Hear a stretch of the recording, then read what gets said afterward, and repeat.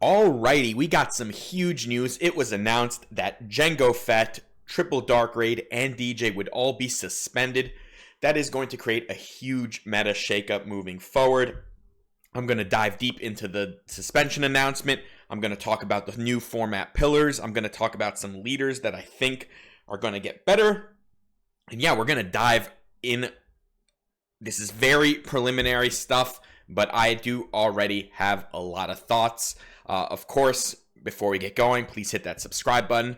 Also, do check out my Patreon. There's going to be a lot of new stuff coming up there now, especially because we got a mid-season suspension. Going to have to be revamping tons of decks. There's going to be a bunch of new leaders that might become playable, and I will be updating a bunch of decks up there. So if you haven't yet, do check it out. The link will be in the description. All right, so how's this breakdown going to go? First, talk about the suspensions, the 3 cards, what it means. Then I'm going to talk about format pillars. These are the cards that I think are kind of the first stop shop for decks. Either you're going to be building around them or you're going to be building to beat them. Then we will dive into the leaders. We'll talk about some proven archetypes. We'll talk about like the first tier of them, the second tier of them. Then I'll talk about some risers from the first 3 sets, and then top that off with leader risers from Jump to Lightspeed. I wanted to kind of separate that because I do think a lot of the Jump to Lightspeed stuff was kind of being kept in check a little bit by the current state of the meta. So let's start with the suspensions. So like I said, Jango Fett, Triple Dark Raid, and DJ. So Jango Fett needed to go. I think this was an excellent decision to just get rid of this leader. He was interacting in kind of an overpowered way no matter what. Free exhausting, full boards on his unit side, overstated for a 5-cost deploy. It was just, with all the synergy that came out over the last couple sets, especially with the stuff that came out in Jump to Lightspeed, where you get multi-exhaust with his unit side, I think this leader was just too good, and the developers have agreed he is no longer going to be playable. But they didn't stop there. Triple Dark Raid was hit as well, and some might have thought that just hitting Triple Dark Raid would have been enough to solve the Jango issue, kind of taking away the biggest power spike card in the entire deck. But I disagree. I think the leader needed to go. But I also kind of think Triple Dark Raid needed to go, mainly because I think it creates really unfun play patterns when a card like this can go fetch up something like Devastator and deal 13 damage to you for 6 resources and kind of just steal a game out of nowhere. It adds a little bit too much of a lottery aspect to the game that I'm not a huge fan of. There would have continued to be really high synergy with this card in other red-yellow villain decks, but also it can do things like fetch the Invisible Hand, which is an incredibly powerful target for Triple Dark Raid, and I'm certain at some point there would be new vehicles that this would be broken with. Overall, the card was likely just too over-tuned, and it's probably good that it's no longer around. Now, the last one here is DJ, and I very much am happy to see this guy go, but it might seem odd in the sense that Han was not really performing at a top level, and DJ is basically a Han-only card. But I think when you remove Jango from the equation, there's a very high likelihood that Han simply would have slid into his meta share. And DJ does do one of the most unfair things in the game with Han, which is blow up one of your opponent's resources and permanently ramp yourself for a pretty low cost, considering the card just sits in your resource row most of the game, never really costs you a card. It's very easy to pull off with Han, who can do this on turn 4 earlier if they have tech out, of course. So I think it's just safe to kind of get rid of this mechanic. It's just, Han will still be good. I thought there was a good chance that Han would have simply gotten suspended because he is still has a very powerful leader ability, but DJ definitely knocks basically all Han varieties down a peg, most notably the mono yellow version, which relies on this interaction much more than the other colors because it can do it without tech in play, whereas like the Han green decks would still play tech in DJ to try to get a spike potential out of it, but it wasn't really plan A, and in a lot of cases it was just plan A in the Han yellow deck. I think DJ was a big reason we barely see 6 or higher cost leaders in the game right now. And I think there's a chance we do get some room for these 6 cost leaders to take a larger meta share, because it wasn't so much, I think, Sabine or like a 4 cost aggro leader that was pushing that. I think it was simply Han and DJ making it very difficult to ever deploy your leader efficiently against a Han deck. So I'm pleased with these suspensions. I know it's difficult for developers to do this in the middle of a season. I know it can be difficult sometimes for players who might have, gotten one of these decks, right? You were playing Han Yellow, you were playing Django, and you can't do that anymore, and that definitely stings. But essentially, this is going to make the competitive metagame healthier. It's going to make it more fun, and in the end, that's what this is all about. We want more cards to be playable, more leaders to be playable, and we want our games to be more enjoyable. And I think getting rid of all this stuff, both from like gameplay fun mechanics, but also the fact that simply Django was wildly overperforming expectations, it's good that they will no longer be around. Now, with this stuff not around, we are kind of in a new format right now, and it's going to be very difficult day one to know exactly what's going to replace these decks at the top of the food chain, what new stuff that might have been getting gate kept by these mechanics, these leaders like Django and Han, what new world they're living in now, and now maybe these old leaders will have some room to perform well. So let's get into the format pillars now, and then we'll talk about the leaders. So these are 5 cards I have identified, and I wanted to keep it very tidy. There's certainly more, but this is kind of the beginning for me. It's the 2 bases, Tarkin Town and Energy Conversion Lab, I think are going to be very important. And Tarkin Town already was. Energy Conversion Lab not getting played so much in the current meta, like the Django world, but has been an incredibly important meta card in the past. But both of these cards are going to still kind of control the way you have to build decks. Tarkin Town's kind of simple to think about. You've got ping leaders like Quinlan and Cad, maybe some other ones that will pop up. And you have to be aware that they can snipe your turn 1 play or shoot back at ambushes, especially like an Energy Conversion Lab ambush. And that does control a lot of how you need to build your decks. Of course, you can also just build around Tarkin Town. I think that's a very good start, just looking at these Quinlans and Cad decks that have already been good. Energy Conversion Lab is the other one. This most notably is something that a Sabine ECL uses very well with things like Poe and Wrecker, but I think we will also have room for blue-green villainous, namely Kira, to kind of get back into the groove using ECL. Django is no longer around. ECL might become a new choice for them. Even like boss green decks can be playing ECL. ECL is just a very powerful card. It wasn't working super well right now into a Django world, where that 5 health in a lot of cases was just too much of a detriment against them, especially because it wasn't being used particularly efficiently to control Django's board. But Django's no longer around. I think we're going to see more ECL moving forward. And then we've got some cards. So resupply, so ramp, right? Like ramp is powerful. You're going to see this in villain ramp decks. You're also going to see this in Han green decks. And it is just simply a format pillar. Ramp decks have existed and will continue to exist. You can certainly build around ramp decks. It's a little more difficult to do it entirely in hero decks, although Han is usually the best choice for it, just because, he can ramp on his own as well. I think we'll see some more Overwhelming Barrage than we've seen recently. Overwhelming Barrage, not a card that was really getting played. I think Villain Green especially was just not lining up well into a Django metagame. Django's gone. Overwhelming Barrage is still one of the best cards in the game, and can very much see it pop up. And then Force Throw, Force Throw is crazy. And this is mostly just a Quinlan thing. Or like maybe an Anakin thing as well, but you can build around Force Throw. It's one of the most powerful cards in the game as well. Very cheap, just wild how much this 1 cost card can do in a game.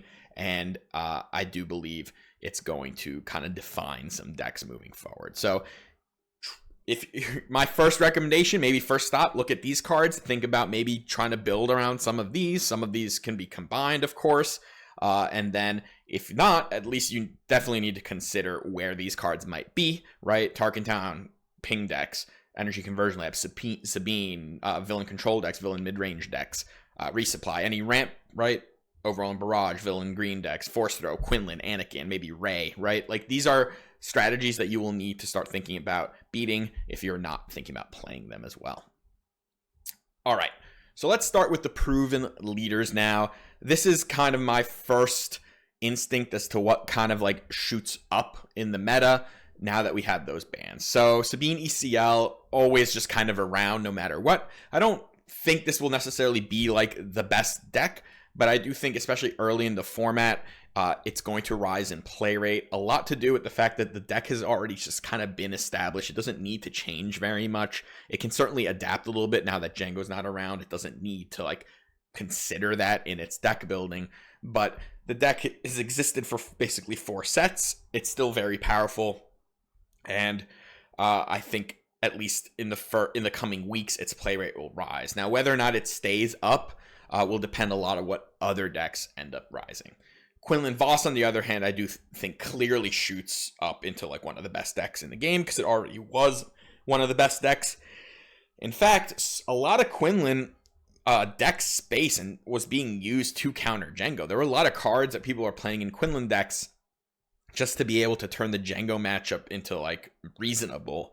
And we don't need those cards in the Quinlan decks anymore. Quinlan is just a very sturdy, fair deck that gets to do one unfair thing, which is play force throw. It's got interaction, specifically being the best hand disruption deck in the game, which kind of gives it game into a lot of things that it might not have otherwise been able to play well into. And, you know, it's probably now the beefiest 5-flip leader in the game. It's a 3/7, very sturdy. So I think Quinlan definitely rises. And I still put Han on this list now. I think the best Han deck might not be Han Yellow anymore. It might be something like Green. There's certainly room for even Red and Blue. But this leader is still incredibly powerful. Being able to cheat resources on turn 1, crazy. Being able to go from 5 on turn 4 from 5 to 7, also crazy. This guy will still probably gatekeep a lot of like early space aggro just because of the turn 1 Falcon potential. It can be a very good Chewbacca deck. Even Mono Yellow, not necessarily dead just because DJ isn't there, although it's probably not the first place I would look to kind of deck build right now. But these are like the first up. It doesn't mean these are going to be the best leaders in the game, but when there is such a huge shift, the first instinct usually is to go to something kind of proven and work from there. And these Sabine CL, Quinlan Targettown, Han, Green probably are pretty proven archetypes. They're good decks, and they might be like the first stop in figuring out what to do moving forward. We also have some other proven leaders, and these are things that haven't performed as well recently as like the other 3, or certainly haven't been as played. But we got Bosk, and this is mostly Boss Blue, and it did just win a sectional, so this isn't like some hidden thing. But Hard Control, you know, with DJ gone, Hard Control does get a bit of a boost. It doesn't mean it's like automatically going to roll over everything, and there's certainly things that it has issues with. Hand disruption, hard aggro can potentially get under it. Any deck playing Relentless can kind of give it fits, but Hard Control probably a bit on the rise. Boss Blue being the primary version of that deck, although there are some others. Kira, so a big favorite of mine. Kira, I think, gets a ton of help from this.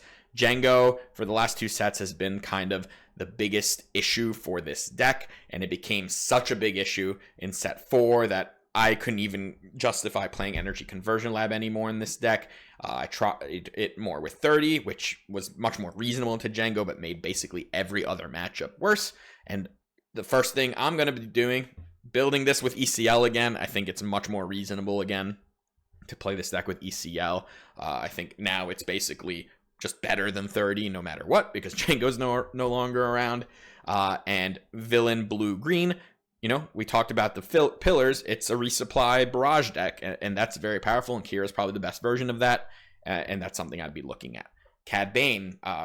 Cad Bane's been performing pretty well in a variety of colors, Tarkin Town, green, blue even, and I think he's certainly going to be better now. He doesn't need to devote as much space to the Django stuff. He's just a very good like board control mid-range deck. And he's a 6-cost leader, and Han was a bit of an issue, especially for the non-green version of this deck. So Tarkin Town or blue, and now DJ is no longer an issue. So I think this deck becomes much, much, much, much better into Han. So really liking Cad Bane's outlook, and Anakin as well. I think he's a 6-cost leader, also had some trouble sometimes with DJ. I do think he had issues with Jango as well, being a very leader-dependent deck, where Jango, of course, could exhaust him repeatedly, and I think he's going to get a lot of help now, and he can be another force throw deck, and that's pretty powerful. So I think all 4 of these leaders definitely have some room to grow in the near future, and they are all also kind of proven in a very dangerous world that they've been playing in. So that's it for the proven stuff. Now let's take a look at just some early callouts for some risers. These are from the first 3 sets. I promise there's more. I did not catch every leader that I think might be good, but these are some callouts I wanted to make. Emperor Palpatine being one. This will never be good into Sabine, but some of its issues have gone away. DJ's gone, right? Jango's gone. I think if you're going to be playing a very expensive leader, basically anything that costs more than 6, a lot of time I ask myself, why is it not just Palp? Because he's kind of just better than all the 7-cost leaders, and he's just bigger, right? So if you're going to go up this route, I think in a lot of cases, maybe it's just Palp, and maybe Palp with 35 health can overcome a Sabine problem a little bit. We can look at Gar Saxon again. Han, another gatekeeper for the Gar Saxon deck, and he's no longer around. I think same thing with like Boba Fett, right? Like he's, in most cases, I've played this kind of strategy as an ambush only deck, but you don't need to like devote as much for that. It had major issues with Jango as well, but it's a kind of deck that I think still has some innate power and might be able to like claim some meta share. Kylo, maybe like its biggest issue was just mass pings, and Jango was the king of that. The pinging decks will still exist, but things like Quinlan often struggle with 1-drop spam. Cad Bane won't, but if enough stuff goes right, Kylo Ren can basically be the fastest deck in the game, and definitely has some room to grow here. And then Rey and Luke, 2 decks that once again I think just had issues with Han because they are 6-cost deploys that have a very difficult time with the DJ interaction. That's gone, and bam, now they can kind of function like actual mid-range hero decks without having to basically never deploy their leader. I think Rey likely a bit better into like the aggro decks because of all the healing. Luke might be a bit better into like mid-range stuff, and he's like a bit sturdier as a unit. Like Rey can still get one shot by Plo Koon, for instance, because she only has 6 health when she flips, where Luke is immune to that. But yeah, these are some leaders that I think could be exciting to start building around. I certainly will be taking a look at some of them. And then last is the potential risers from Jump to Lightspeed. So let's start with the top 2 here, because the bottom will be a little easier to cover. So Admiral Piet, he definitely was getting some play already. And once again, I think a big issue for his deck, Han's gone. Maybe just spamming capital ships has just become a much better strategy moving forward. Now, the most successful Piet deck to date has been yellow, but Triple Dark Raid is gone, and I highly doubt a Piet yellow deck without that card will be functional. But we can definitely still look at blue, which will be the first place I would check, and maybe even red. And then Grand Admiral Thrawn, just probably worth looking at again. I still feel like maybe he ends up being a little too clunky and just a little too combo dependent, or like drawing the right half of your deck at the right time dependent. But, you know, again, with such a giant meta shift, there is a world where you look at just a powerful leader with powerful text and maybe something comes of it. Now, the other 7 here are all pilots, and pilots were being gatekept a lot by Jango. Primarily because when you pilot something, you're basically putting 2 cards into one, and then that Jango exhaust becomes so much worse because he's exhausting 2 units for the cost of 1, right? Your Kazuda jumps into a unit, Jango taps it, exhausts it with 1 ping, and he basically exhausted 2 units, including your leader, and that's very difficult to overcome. Not to mention, Mono Yellow Han essentially could race any of these decks, because Cunning is just the best anti-aggro card in the game, basically. And you know, some of these decks could play Cunning. Kazuda Mono Yellow might be the new Cunning deck instead of Mono Yellow Han. But both those decks were definitely causing issues for these pilot strategies. Bounce also causes issues for pilot strategies.